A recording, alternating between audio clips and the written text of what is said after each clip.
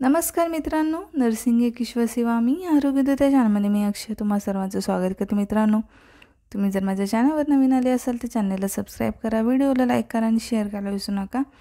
आजच्या व्हिडिओमध्ये आपण बघूया व्याख्या। आपत्तीची टीप आहे। मागच्या वेळेला बऱ्याच प्रश्न हा विचारला गेलेला आहे। आपत्ती म्हणजे काय आणि आपत्तीचे वर्गीकरण करा आणि आपत्कालीन परिस्थिती सामाजिक परिचारिकेची जबाबदारी आपण बघूया। तर आपत्कालीन परिस्थिती म्हणजे काय, तर संकटाच्या वेळी निर्माण झालेली परिस्थिती, अरिष्ट अनर्थ घडलेल्या वेळी निर्माण झालेली परिस्थिती म्हणजे आपत्कालीन परिस्थिती होय। थोडक्यात आपत्ती आलेल्या वेळेची परिस्थिती म्हणजे आपत्कालीन परिस्थिती। तर community health nursing second GNM, actually हा सगळ्यांना इम्पॉर्टंट आहे। ANM वाल्यांना, GNM वाल्यांना, GNM फर्स्ट इयर वाल्यांना सगळ्यांसाठी इम्पॉर्टंट क्वेश्चन आहे, ठीक आहे। तर आपत्तीचे वर्गीकरण करा। आपत्तीचे वर्गीकरणमध्ये ह्याच्यामध्ये आपत्तीचं वर्गीकरण हा विचारला जातो प्रश्न 2 मार्काला किंवा 3 मार्काला, ठीक आहे। तर आपत्तीचं वर्गीकरणमध्ये येतं नैसर्गिक आपत्ती, अनैसर्गिक आपत्ती। नैसर्गिक आपत्तीमध्ये महापूर, भूकंपाचा धक्का, चक्रीवादळ, ठीक आहे।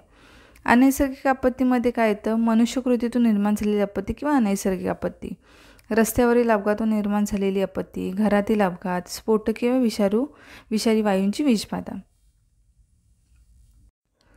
तर आपण बघूया आता जी आहे आपत्कालीन परिस्थिती सामाजिक परिचारिका आहे तिची जबाबदारी काय आहे।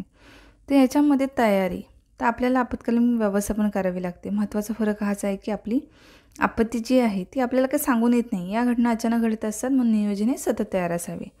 तर नियोजनामध्ये कुठल्या गोष्टी येतात ते बघूया। तर जागा येते, ज्या ठिकाणी घटना घडेल त्या ठिकाणी तातडीने पोहोचून आपल्याला व्यवस्थापन करायचं आहे।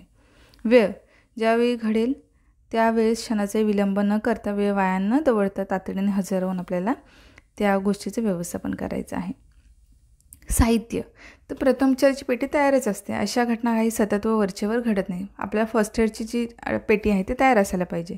ह्या घटना काही सतत आणि वरचेवर घडत नाही, त्यामुळे त्यातील साहित्य सारखे वापरले जात नाही, म्हणून मग ठराविक दिवसाने ते साहित्य काढून वापरण्यास योग्य आहे की नाही याची पडताळणी करायची। मनुष्यबळ, त्या घटकेस ज्यावेळी उपलब्ध आहेत, ज्या व्यक्ती उपलब्ध असतात त्यांना तातडीने घेऊन जावे आणि घडलेल्या परिस्थितीनुसार जादा लागणाऱ्या मनुष्यबळाची व्यवस्था करायची आहे।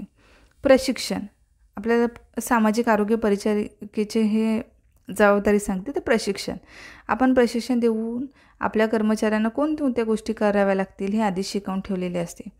तसेच प्रशिक्षणामध्ये आपत्तीच्या वेळेस प्रशिक्षित व्यक्तीने कोणती कामे करावीत आणि प्रशिक्षित नसलेल्या व्यक्तीने कोणती करावी ते सांगून ठेवावे। त्याप्रमाणे प्रात्यक्षिके करून घ्यावीत, म्हणजे ऐनवेळेस गडबड गोंधळ होत नाही। म्हणजे थोडक्यात आपलं ऑर्गनायझेशन तयार ठेवावं। आता राहिले ते इम्प्लिमेंटेशन म्हणजे प्रत्यक्ष कृती, ते हे मात्र घटना कोणती घडली आहे त्यावर कृती अवलंबून असते। या ठिकाणी अपघाताचे उदाहरण घेऊ। अपघाताची बातमी समजल्यावर आपल्याकडे प्रथमोपचाराची पेटी व उपलब्ध कर्मचाऱ्यांना घेऊन घटनास्थळी जायचं आहे।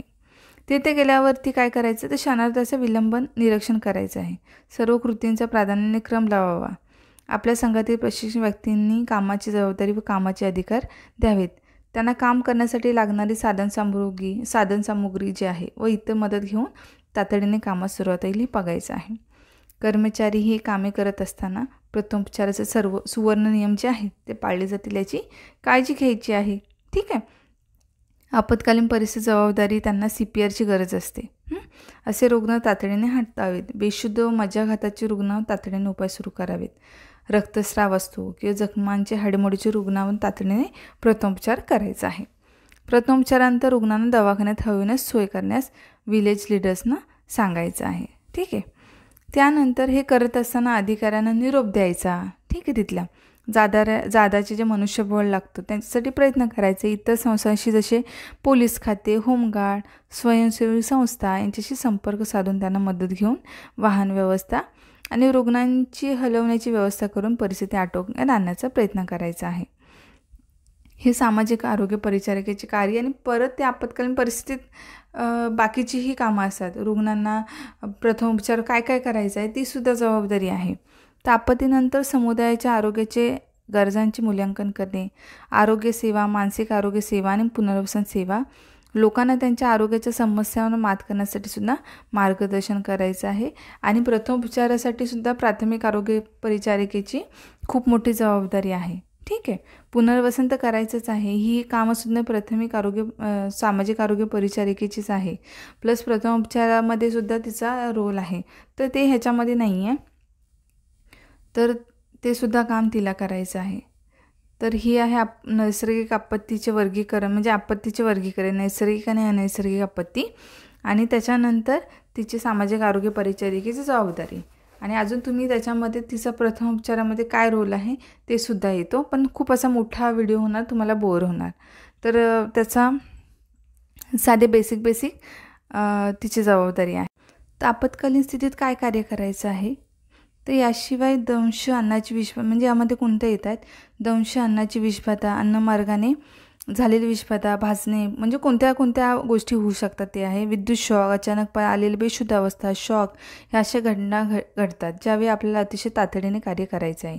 इतक्या तातडीने की पहिल्या 5 ते 10 मिनटात त्यांच्या योग्य तो प्रथमोपचार केला तर त्यांचा जीव वाचू शकतो व नंतरच्या तासाभरात आपल्याला त्यांचे योग्य उपाय करता येतात. त्यामुळे त्यांचे पंगुत्व टळणार आहे किंवा निदान त्यांचे प्रमाण तरी कमी होणार आहे. आणि म्हणूनच अशा आपत्कालीन वेळेच्या पहिल्या तासाला सुवर्ण तास असं म्हणावं लागेल, सुवर्ण वेळ म्हणू शकतो.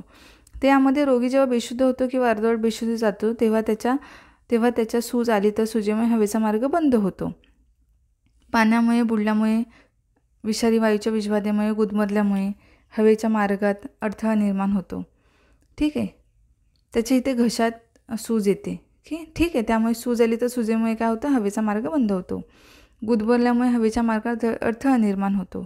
अपघाताच्या वेळी तोंडात जखम झाली व त्यातून रक्तस्राव होत शरीराचे सर्व स्नायू शिथिल होतात. त्यामुळे जीभ ही मागे घशात पडून हवेच्या मार्गात अडथळा येतो. कोणत्याही कारणाने स्वरयंत्र व घशाच्या मागील भागास घेतले, म्हणजे भागात जे आहे, जीभ आत गेल्यास आतील बाजूने घशातले म्युकस मेम्ब्रेन किंवा तो विष आहे तो आतमध्ये किंवा ॲसिड तर गेल्यास काय होतं, मेम्ब्रेन भाजले जाते व त्या ठिकाणी सूज येऊन हवेच्या मार्गावर अडथळा निर्माण होतो.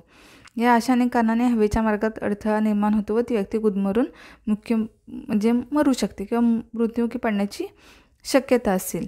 तर अर्धवट बेशुद्ध व्यक्तीच उलटी झाली, ती गिळली न गेल्यामुळे घशात अडकून राहून हवेच्या मार्गात अडथळा निर्माण होतो. भाजणारे विष म्हणजे जे भाजणारे विष आहे ते शक्यता जास्त असेल तर ताबडतोब त्या व्यक्तीस अर्धवट आणि पाळत झोपवायचं आहे.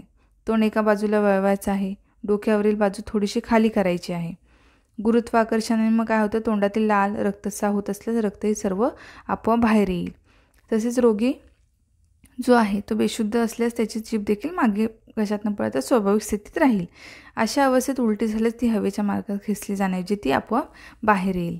तर अशा प्रकारे हे कंडिशन असते आपत्कालीन स्थितीत.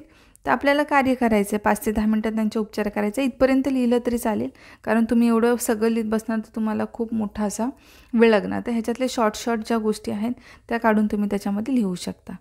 तर अशा प्रकारे तुम्हाला म्हणजे अशा प्रकारे तुम्हाला नोट्स लिहायच्या. तर बघा, तुमच्या हिशोबाने लिहू शकता, पण मी इथपर्यंत जे सांगितले ते तुम्हाला पुनर्वसनपर्यंत लिहिणं गरजेचं आहे.